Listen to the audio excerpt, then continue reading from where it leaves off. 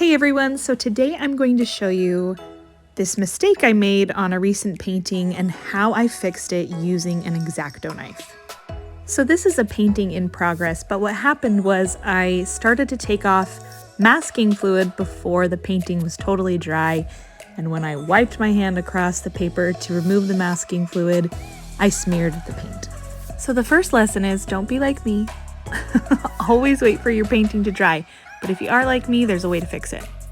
So first I start with a very common, well-known technique where you lightly scrape at the paper with a wet, clean brush.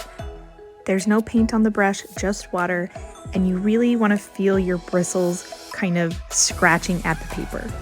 Dab with paper towel and then continue this process until it's mostly gone. So I've let it dry, but as you can see, it really isn't very white. And this is usually where most people get to, and they don't know how to remove the rest of it, and that's where the X-Acto knife comes in. So in the areas where you don't want any paint, that's key, you're going to very lightly scratch at the top layer of the watercolor paper. And I cannot stress this enough, that this technique only works if you have high quality, nice watercolor paper that's thick, because it allows you to take off the top layer without completely damaging the paper.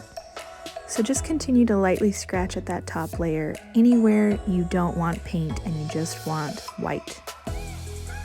One thing I like to do to avoid seeing scratch marks on your paper is I switch up the direction that I scratch it in. So I'll go, one way and then I switch and try to go the other way so that it looks really even.